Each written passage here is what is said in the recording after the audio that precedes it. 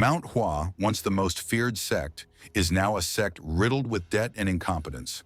Its disciples are no longer the same. Their legendary techniques a forgotten myth. In this chaos emerges Chung Myung, the legendary divine dragon, resurrected after a century, a hero of the demon war? Yes, but also the most arrogant, insane, and insufferable disciple in history. Without further ado, let's get to the recap. The hero with blurry sight looks down, saying everything was red. A sword stuck in his chest. He breathed hard. He said only death stayed there, asking why so much blood was needed. He glanced back, seeing a comrade dead. His brother Jaman, his friends, the disciples, all dead now. The alliance of 20 sects made of the strongest formed for the last fight against Cheonma. Yet the result was both sides wiped out. The reason was the man sitting atop the body pile, the demon from heaven who soaked the land in blood, leader of the demonic cult, Cheonma. He calls to the Mount Hua disciple, saying it's too bad he ended up like this. The hero stares and starts getting up, spitting blood. Cheonma notes even if he lived, the glorious life he wanted after this was gone. Their final day was clear to both. The hero tells him to shut up, but from the pile top, Cheonma reaches out, saying he can feel proud. Many helped, but his sword struck last. As cult leader, he names Mount Hua's blade Earth's strongest. The hero shouts, "Shut up!" again and charges. The demon says it's a pity. One more day and he'd have earned the name Cheonma. But it doesn't matter. He tells the Mount Hua disciple to remember this isn't the end. The demonic forces will return. The world will fall to them then. The hero thrusts his sword. Cheonma states when that happens, he'll be unstoppable. A slash cuts through. A line appears on the demon's neck. He vanishes. His head tumbles down. Standing atop it all, the hero says the war is finally over. But he knew his life ended too. He wondered what would happen now to Mount Hua. The strongest members who joined this attack were dead. Only kids barely holding swords remained. He couldn't tell if all the bloodshed was worth it. He thinks if he'd trained more, maybe he could have saved one. But it didn't matter. Lying atop the pile, he says it was all useless. Even the brightest peels rot. The hero was Mount Hua's 13th disciple, Earth's strongest swordsman, the blossoming blade master, Chung Myung. He finally killed the demon who brought ruin, but he died atop the 100,000 peaks, the legacy he should have left. Before it happened, a baby was left before Mount Hua. 2 elders picked him up. Later, he practiced sword skills. A teacher calls, "Chung Myung." His mind wonders what those visions were. The teacher scolds him. Someone training martial arts should follow the right path, not violence. He felt annoyed, always getting told off. Truthfully, though part of the sect, he ignored the teachings. Even as sword master, he should have never forgotten. Without Mount Hua, he'd have nothing. A sect master asks if he has regrets. Unconscious in his mind, Chung Myung says yes, countless regrets. He wishes he'd followed the sect's ways more closely. Maybe then he'd have grown stronger and changed this terrible end. But Jaman speaks up, saying he needs no regrets. This was Mount Hua's destiny. He knew they'd survive. The scene shifts. A boy gets hit on the head inside a tent. An argument happens.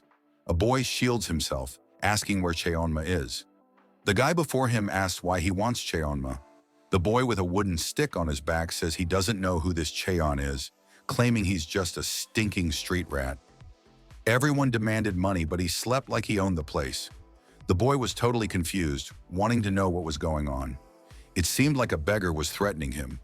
The boy who woke up tells the guy to drop that stick before he gets hurt, but the guy starts laughing, leaving him frantic while the grounded boy grew impatient, stating that even the beggar sect leader shouldn't treat him that way.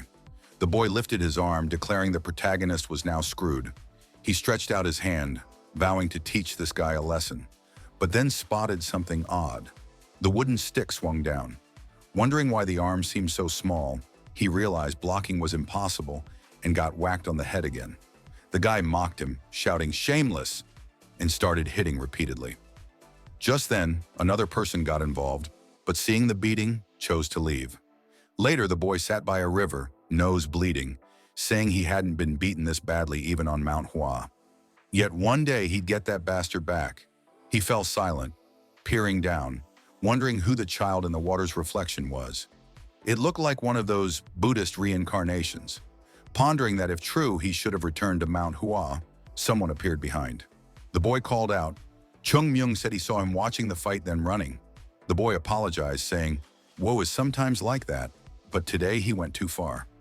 Suddenly, the protagonist raised a finger, stating he'd ask a question. Actually, two. They stared. Silence filled the air. Chung Myung asked if he was a beggar. The boy replied it was obvious.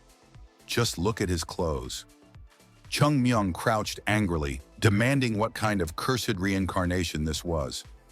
Standing, he said on to the second question. He mentioned Chin Ma, asking if the boy knew him. The boy answered it seemed the beating made him crazy. Chung Myung demanded an answer. Crossing his arms, the boy said he'd heard the name. As far as he knew, that was the great demonic clan leader who died 100 years ago. Chung Myung was shocked. What story was this about 100 years ago? He grabbed the boy's collar, asking if true. Hesitant, the boy asked why lie about something so stupid. The protagonist let go, unable to believe a century passed, apparently reborn long after his death. It felt like returning to a world where he was alone. Feeling disheartened, the boy asked if he was okay. That's when Chung Myung remembered Mount Hua. He said the sect name, asking what happened. The boy was puzzled, asking what Mount Hua was. Chung Myung grew more alarmed. He asked if the boy was a beggar, who affirmed he was. Chung Myung said beggars belong to the Gaibang sect, so how could he not know Mount Hua, one of the 10 great sects? The boy, confused, asked what nonsense he spoke. He listed the 10 great sects, saying none were Mount Hua. Chung Myung wondered how possible this was. How did the sect he raised to the world's peak vanish? He grabbed the boy's collar again. The boy worried it was happening again. The protagonist shook him, demanding to know how these weak sects became top 10 and how Mount Hua disappeared. Shaken, the boy started recalling the name. Then he said he heard there was a sect like that in the Shanxi region. Chung Myung got excited, but the boy said it wasn't top 10. Chung Myung became pensive, recalling that sect was in ruins. The poor protagonist couldn't believe renowned Mount Hua vanished. He let the boy go, slowly saying to believe it, he'd have to see himself. Clenching his fists, he said he was heading to Mount Hua. The boy found it amusing, telling him he'd better beg or starve. Chung Myung told him to shut up, saying he'd have many questions, so best not lie. He beat his chest, demanding the boy's name. The boy stood, asking what beggar has a name. People called him Cho Sam, but whatever. He asked his age. The boy replied, "Who knows a beggar's age?" Chung Myung said fine, he just wanted the name of the boy who beat him. The boy introduced himself as Guo and said the leader was Zhang Paul. Chung Myung then stated good deeds get repaid twice, but vengeance returns tenfold. Remember the name Chung Myung of Mount Hua, because one day he'd pay for this kindness. He started to leave, saying now he was going. But then he quickly turns back and asks which way Mount Hua is. A second later, birds fly off as he races through the forest. The problem is he's getting exhausted, remembering his past life where he was faster than a horse. After pushing himself, he collapses idiotically, his heart nearly exploding. This damn child's body couldn't even last 15 minutes. At this rate, he'll die before getting near Mount Hua. Face buried in dirt, he wonders how to reach the Shanxi sect. He then starts smiling, saying it's time to use Master Chung Mayan's great intellect. Now excited, he says this is an amazing chance. Even peak masters have regrets. One of his stemmed from youthful laziness. He never listened to elders, always dragged to train because he only wanted to escape. Besides that, he stole his teacher's drinks, making them furious. Something he won't change this life. He heads toward a tree, saying it's just about starting over. First, he needed a distraction-free spot. This seemed good enough. He sits before the tree, trying to recall the right technique. He knew countless energy-boosting methods, many beyond Mount Hua's knowledge. Yet he wasn't sure which to learn first. Then he remembers a technique called 6 Elements, a cheap text sold for 5 coins in street shops, known as poor quality. However, it wasn't bad. Six Elements was Manhwa disciples' first lesson. It wasn't special but purified the practitioner's body. Fundamental for those unhurried, perfect for building an extremely solid base slowly. He begins gathering energy. Strange roots rise as he purifies the sky bit by bit. He gathers this purified energy at his body's center. That tiny power point was his new life's beginning. He stands saying this sea will create the unstoppable avalanche. But rising, he collapses idiotically, realizing he spent all his energy just doing that. He recalls Brother Jamin always saying his problem was improper head use. Lying down, he wonders how he'll reach Mount Hua this slowly. The scene shifts to a bustling city. Boys run into an alley, calling their brother. Warning another beggar is asking for money, so coins are running out. It was a very young boy. Everyone gave him money because of it. The Mohawk guy stands saying he'll show how things work here. He gets excited, telling all to follow. Later, a small boy is shown in a wall corner eating. Obviously, Chung Mayan. The guys shout, telling him to stop pretending deafness. Our boy looks back, asking if they mean him. The Mohawk guy says yes, since no one else is around, asking if he wants death. He warns he can't beg in others' territory, so better hand over everything, including the food in his hand. Chon Mamayan looks at his hand, calling them greedy scoundrels for wanting his bitten food. The guys crack knuckles, saying he needs teaching. However, Chung Mayan just stands, throws a small punch, saying he's fine. He looks at them, warning he's not strong yet, but it's enough. He'd gotten used to this body, had no time to waste, so all should come at once. The beggar nearly explodes with rage, saying he'd thought about mercy, but changes his mind, telling all to finish the kid. The first stretches his arm to punch, but Chung Mayan easily dodges. He clenches his fist, punching his cheek. The guy flies away. Our boy asks if they know who he is. He, master of the blossoming blade, Chung Mayan of Great Mount Hua. The fight ensues. Later they apologize. Our boy tells them not to call him sir. He's just a beggar too. The guy calls him beggar. Our boy asks what disrespect that is. After a bit, he says whatever, asking Shanxi's fastest way. The guy says that's easy, but if smart, they wouldn't beg street side. Yang Mayang laughs, saying that makes sense. They all laugh together until he grabs his collar, warning next time they meet, he better know this place's geography. If he ever asks something later and doesn't know the answer, he'll be in agony. Just then, the beggars all scatter as Chong Mayang tells them to scram. The scene shifts to a mountain sunset. An old man observes the view when someone calls for the sect leader. The person introduces himself as Unam. The leader tells him to enter. Unam appears, apologizing, but says a child wants to see the leader. The man looks confused but checks who seeks him. He said his name was Chong Mayang, wanting to join Mount Hua. The elder seemed very puzzled by the boy's request and asked Unam if he told the child they weren't accepting disciples. Unam replies he did, but the kid desperately insisted. Meanwhile, Chong Mayang stood there smiling, but truthfully, he was seething over recent events. Earlier, he'd finally reached Mount Hua's entrance. Those damn beggars gave him a useless shortcut. Still, he found it. Now the hard part began, climbing to the sect. He climbed stairs, scaled mud, then ascended the mountain. It was a path taken countless times before, but with this body, it wasn't easy. Determined, he finally reached Mount Hua's peak. Yet he was met with confusion. Before the sect, not even a name sign stood. He recalled Brother Chong Mayan cleaning that cursed plaque every morning. He'd barely arrived and couldn't believe the sect's state. Right then, the door opens. Someone asks who he is. It was Unam, finding a child's presence strange. He immediately wondered how the boy climbed the mountain alone. The protagonist ignores this, asking if the man before him is a Mount Hua disciple. The man replies he is. Our boy feels excited. They weren't extinct. The man then says he can enter if he wishes. Our boy seems confused. Unam explains they don't accept visitors, but it's too late to descend. At least he'd have shelter. Nights here are cold.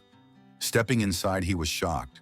The training ground, once an incredible marble arena, was now just bare dirt. Unam asks what's wrong. Smiling, he says he's just admiring this sect's amazing training area. Looking aside, he sees more nonsense. The Palace of the Heavens, once next door, had vanished too. Playing dumb, he remarks how odd it is having stairs leading nowhere. asking what happened. Unum explains elders say a palace stood there long ago. Chong Mayang thinks he knows there was one. He wants to know how it vanished. Unum says a child wouldn't grasp it, but the disappearance is like a glorious battle scar.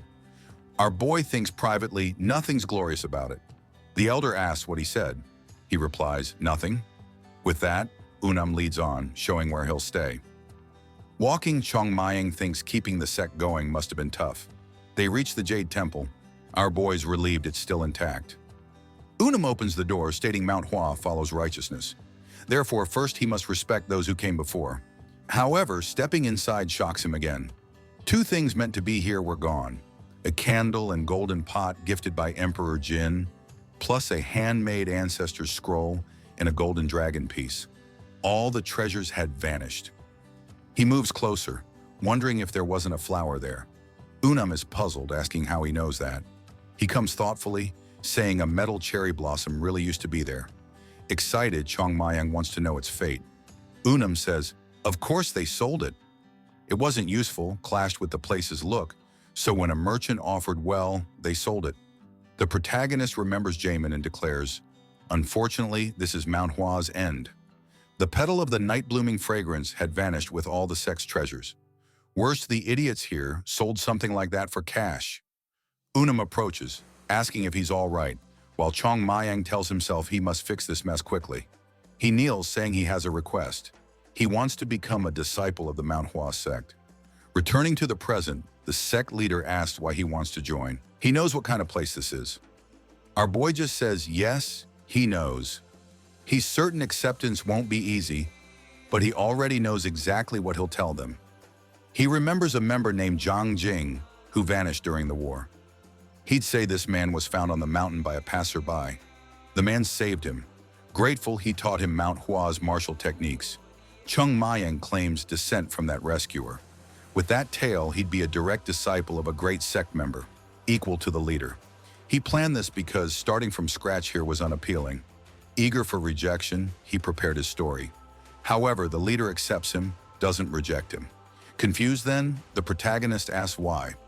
The old man says he seems eager to join, so how could he refuse? Chong Mayang says that's odd since they haven't accepted new members. The elder says he changed his mind. Destiny works mysteriously. Chong Mayang wonders why this old man isn't suspicious of a complete stranger. The elder simply states, regardless of intent, the boy seems drawn to Mount Hua for a reason. They never refuse a bird seeking shelter from rain, always share food in winter. They could never reject a child now. He tells them to show the boy the beginner's room and begin the ceremony. Mayang wasn't happy. His incredible planned position within the sect was just destroyed. Next scene, him wearing the third-grade disciple robe uniform. Looking around, he wonders why he's in an old ritual room. It didn't seem temporary. In old Mount Hua, disciples got a mentor and live with them. He walks around trying to understand when someone shouts, asking who he is. The protagonist turns. A boy appears, asking why he spied on others' rooms, if he's some bandit. Suddenly, other disciples appear. Someone asks Gul what's happening. He says he caught this kid snooping near the senior brother's room. Our protagonist wonders why he always ends up in weird situations.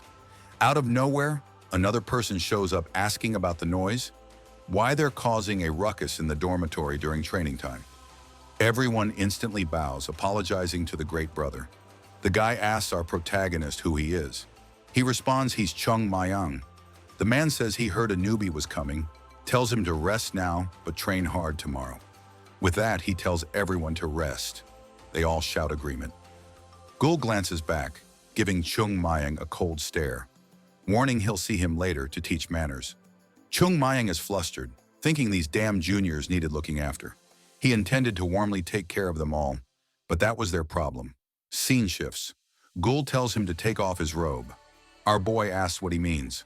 Gul repeats, take off all clothes. He was about to suffer humiliation, get in a fight as initiation. There.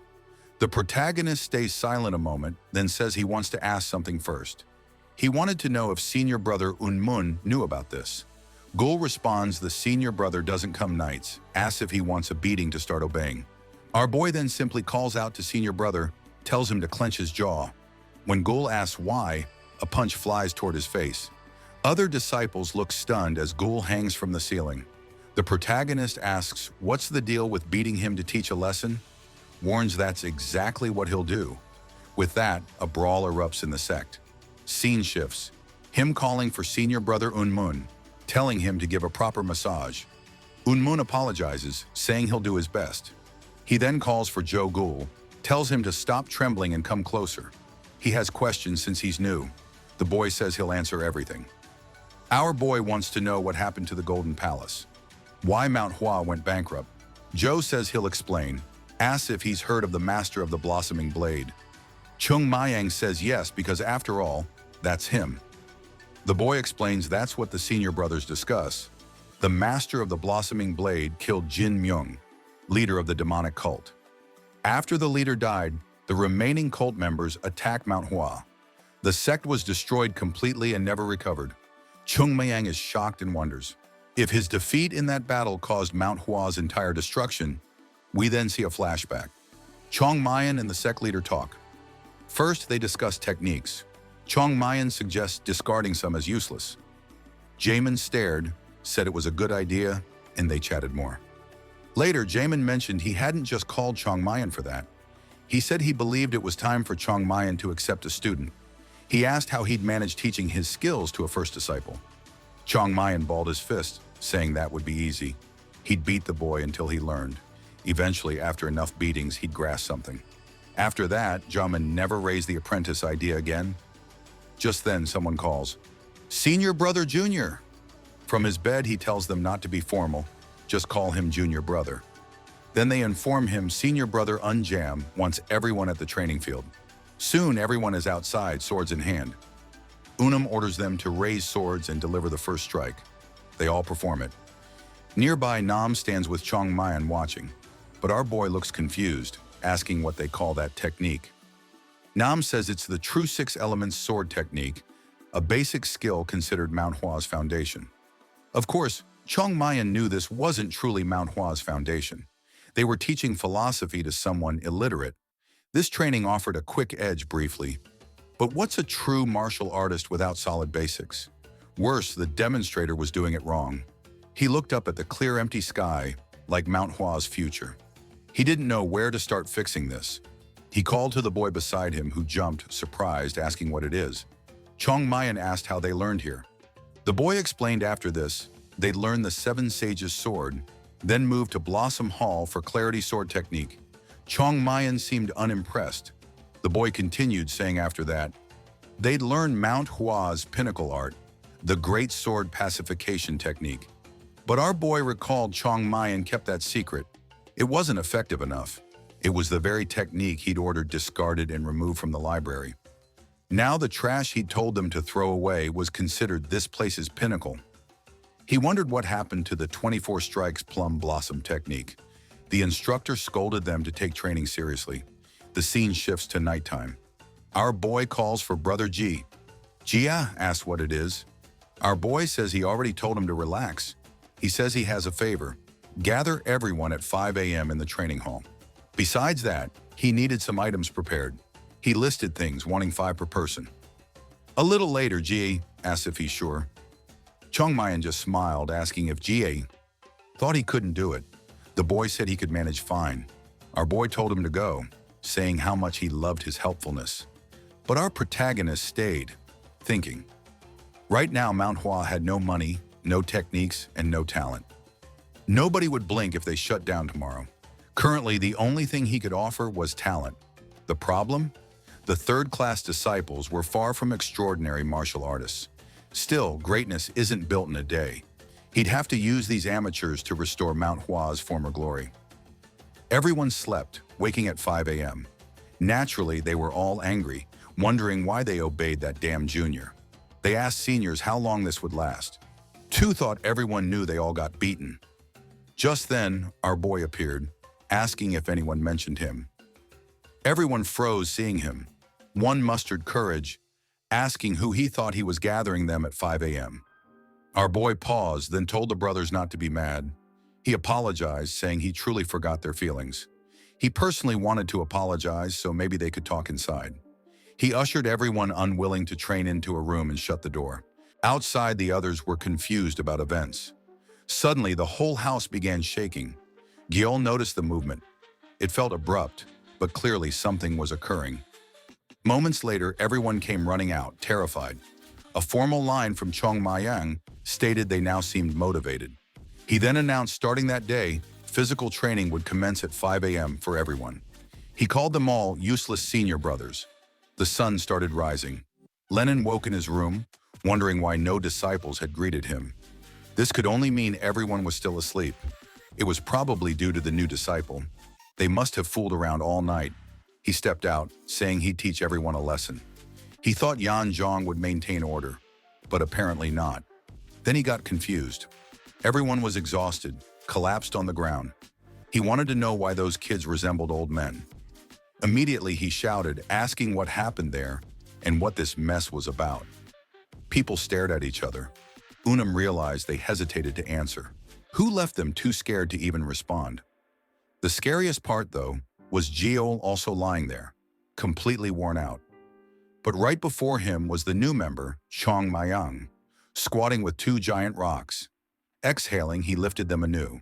He'd already done 10,065 repetitions. Then our boy, exhausted, also noticed Unam's presence.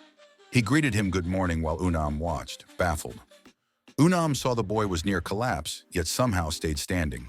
He instantly ordered someone to fetch water, but Chong Mayang said he was fine. He drank a little. Then Unam told him to confess what happened there. The protagonist said it was nothing serious. They just woke a bit earlier for some training.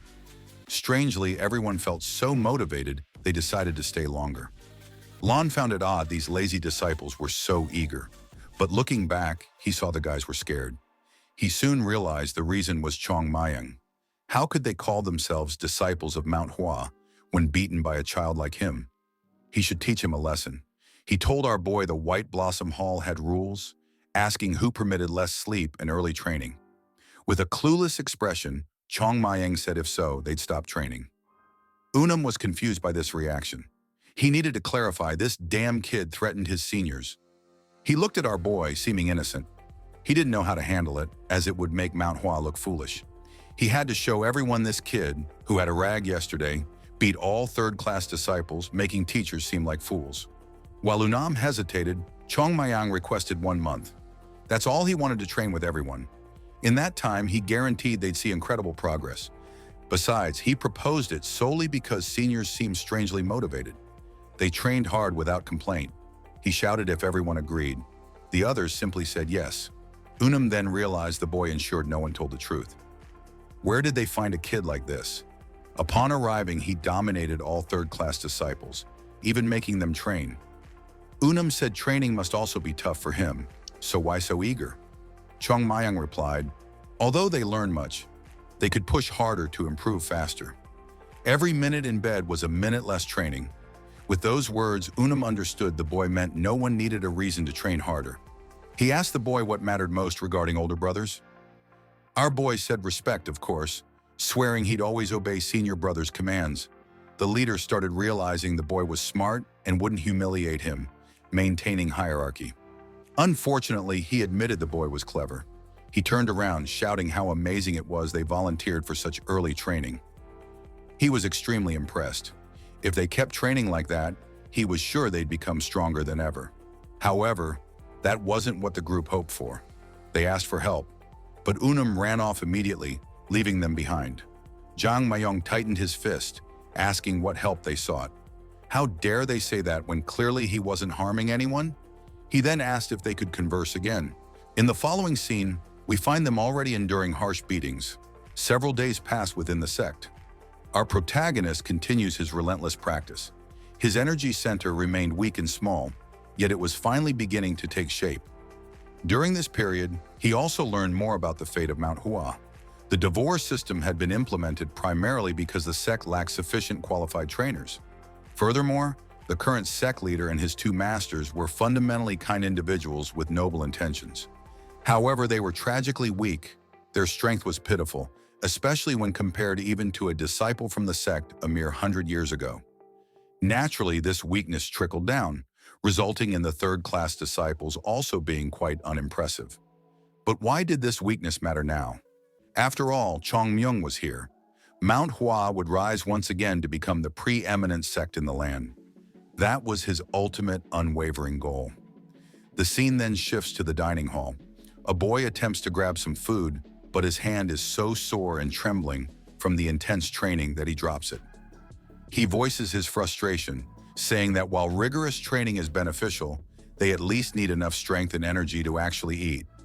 He suggests that Jel should speak to Chongmyung and ask him to ease up on the regimen slightly. After all, he adds, no one has been able to properly hold their chopsticks for days due to their exhaustion. Jel, however, dismisses this outright. He retorts that he doesn't have time to listen to endless complaints and sarcastically asks if the boy thinks he's their messenger. Jel states firmly that anyone who has an issue with Chongmyung should confront him directly themselves. Jel then stands up and announces he wants to have a word with Yunjong, walking outside. Once outside, Yunjong observes that Jel seems surprisingly relieved by the whole situation. Jel doesn't directly address this. Instead, he poses a question to Yunjong. What does he truly think about Mount Hua? Yunjong is taken aback, finding it a difficult question to answer immediately. Jel points out that he, Jel, could return to his family at any time. But he knows Yunjong's goal is to live and train within this very sect. Yunjong confirms this is true. A brief silence falls between them. Jel then confesses something significant. Before Chongmyung arrived, he believed Mount Hua had no future whatsoever. Yunjong reacts with shock, calling that a crazy thing to say, and warning him not to mention such thoughts to anyone else. Yet Jel insists his perspective has shifted. The future he envisioned for the sect changed fundamentally with Chongmyung's arrival. Although the brutal training was forced upon them, Jel finally grasped its crucial importance. He realized he had never pushed himself so hard, never trained to his absolute limits before. In stark contrast, Chongmyung, that kid, trained even harder for longer stretches and seemed utterly indefatigable. Witnessing such unwavering dedication ignited something in Jel.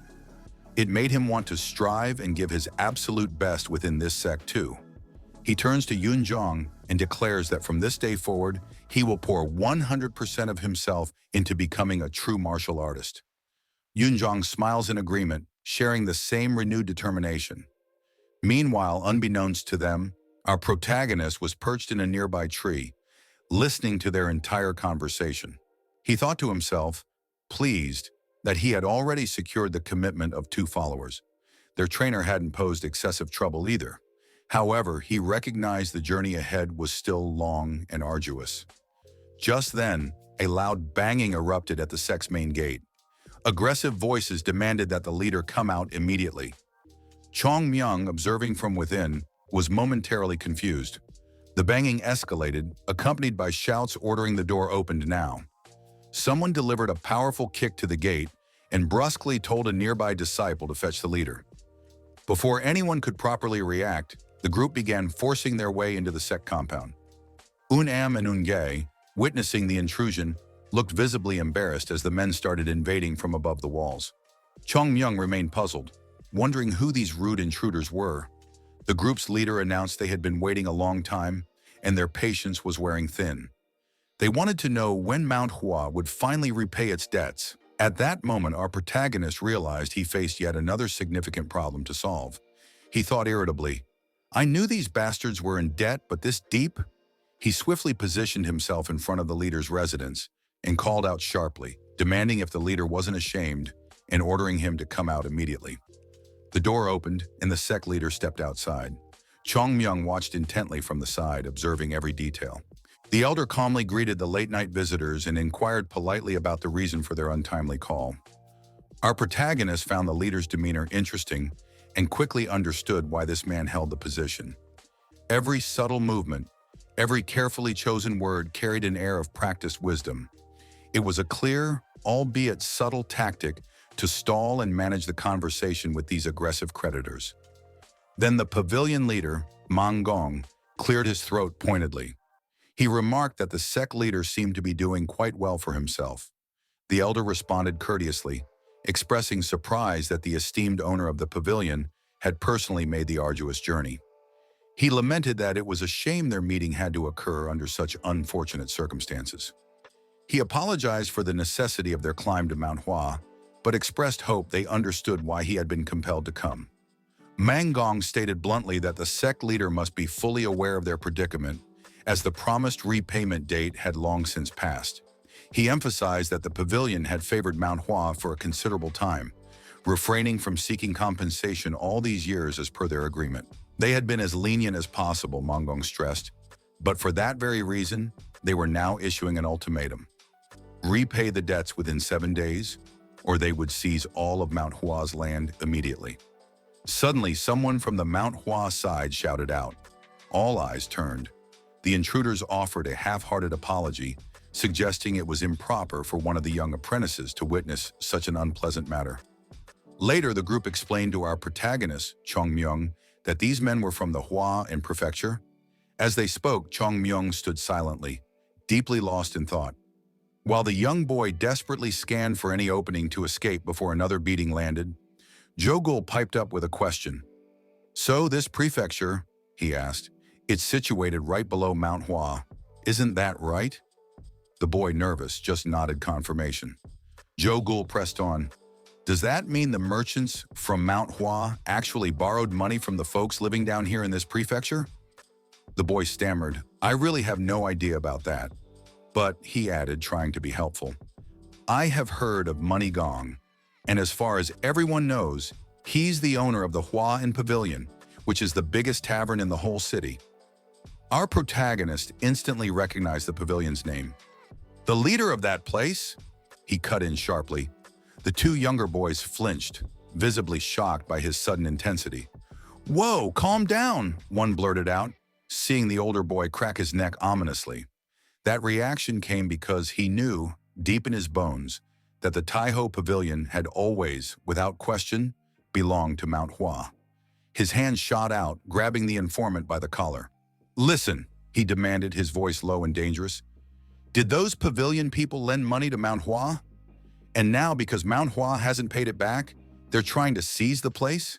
Is that it?" The boy, terrified, could only confirm with a shaky nod, but to Chong Myung, none of this added up.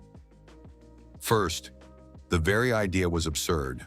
Mount Hua borrowing money from the pavilion? When the pavilion belonged to Mount Hua? Clearly, something had gone catastrophically wrong in the past, something twisted. His mind racing, Chong Myung snapped, "Jogul!" The younger disciple jumped, startled. "That thing you mentioned earlier," Chong Myung ordered. "Bring it." Now, Jogul looked utterly confused. "Bring it immediately," Chong Myung barked. "On it!" Jogul yelped, scrambling away. He returned moments later, holding out a simple robe, bewildered. "Why do you need this?" Chong Myung began pulling on the robe. "The Buddhists have a saying," he stated calmly, a stark contrast to his earlier fury. "Sometimes to meet Buddha, you must kill him. It means, sometimes to find true enlightenment, you have to step off the virtuous path. You have to confront things directly, even violently." Now fully dressed in the robe, he met their shocked gazes. "Right now, I seek to follow that teaching." The two boys stared, mouths agape. "Are you thinking about leaving the sect?" One managed to gasp. But in the next heartbeat, Chong Myung was already airborne, effortlessly vaulting over the high wall. Landing lightly on the other side, he looked down at the city sprawling below, his eyes fixed on the bustling Hua and Pavilion right in the center. Inside, a group of men lounged, clearly amused. "Did you see?" One chuckled, swirling his drink. The sect leader looked like he'd been struck dumb, totally speechless. Another laughed. "Yeah, we've finally given them our final ultimatum. He's already squeezed more than 100,000 coins out of them for this scheme alone." Down below, the men continued their gloating, reporting to a well-dressed man, Gong. "Leader," one said, "Mount Hua's sect leader, couldn't even form a proper reply." Gong offered a thin, regretful smile. "You know," he sighed, "even for a merchant like me, who admittedly loves his wealth, it saddens me a little to destroy a place that held such significance for my ancestors." A man in a fine blue robe sitting nearby waved off his concern. "Don't trouble yourself, Gong. We extended the final deadline generously for a very long time. The whole city knows how lenient you've been. They'll appreciate it. Gong just sipped his drink, thinking privately that it must be blissful to go through life with such a simple, uncomplicated mind. What none of them realized, however, was that Manhwa hadn't entirely lost its influence. Its power wasn't rooted solely in martial prowess anymore, but in the profound legacy it had built over centuries. It was still incredibly hard to find anyone in the entire Shanxi region who hadn't heard the tales of that once great sect. But little by little, Gong had been gaining enough leverage, maneuvering them into a corner. Like a frog slowly boiled in water, the time had finally come to finish them off completely. One of Gong's companions leaned in. "So, Gong, what exactly are you planning to do with Mount Hua's actual location once it's yours? Seems like prime land. Easy to sell for a fortune?" This man was Yongsan Yu. He added thoughtfully, "Wouldn't it be smarter, maybe, to ask for a different form of payment instead?" Gong's expression hardened slightly. "The place," he stated firmly, "holds far more value than mere gold or land. Much more than you can perceive right now. Yes, it's abandoned now, run down, but it carries a weight, a history.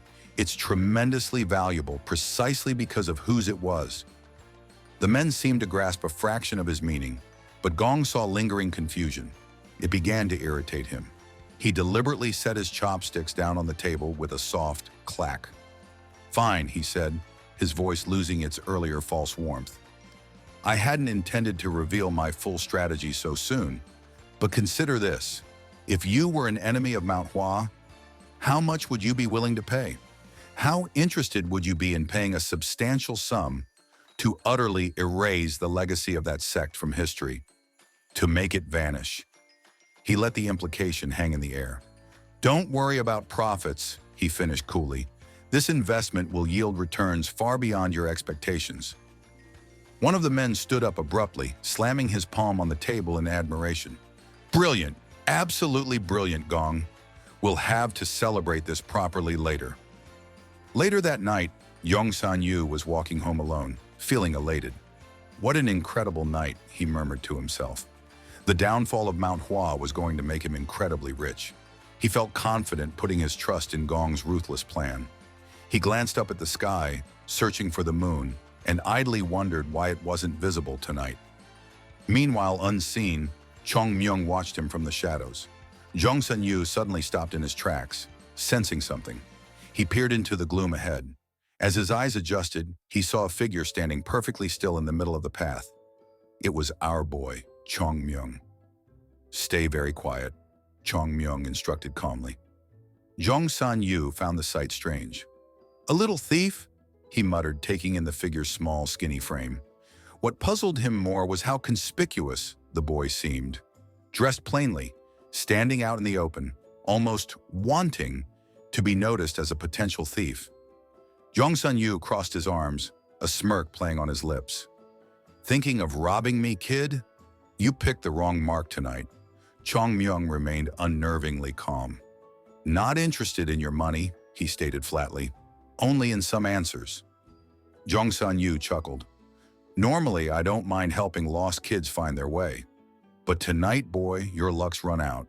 He raised his voice slightly. "That's because you're going to have to deal with the friends I brought along. A smart man knows it's dangerous to wander alone at night." As he spoke, figures emerged from the alleyways on either side. Tough, armed men. Chong Myung's eyes flickered over them, instantly recognizing their bearing. Caravan guards. One of the guards cracked his knuckles, his voice rough. "Should we just kill him and be done with it, boss?" Yongsan Yu shook his head, still smirking at Chong Myung. "No need for that. Not yet. He just wants to ask me a few questions. Let's hear what the little mouse has to say first." He spun around at the sudden noise, the unmistakable sounds of a scuffle reaching his ears. "Seems like everything's under control back there," he muttered, but a frown creased his brow. It was strangely loud for a simple situation. Way too much clattering and shouting for things to be going smoothly. What in the world is happening now, he wondered, a sense of unease prickling at him. Just then, a sharp bang echoed directly behind him. Whirling back, he called out towards the commotion. "Hey, take it easy on the kid, will you?" He expected groans or maybe a sheepish reply. Instead, a distinctly apologetic voice piped up. Sorry about that. It was Chung Myung. And standing calmly behind him, Chung Myung gestured vaguely at the scene. They're all handled, already taken care of. He sounded almost disappointed. Honestly, all I wanted was a quiet chat, but everyone just kept being incredibly rude. That's it for today. If you liked the video and want a part 2, comment, like, and share so we can keep bringing you quality videos. Thanks for watching, and see you next time.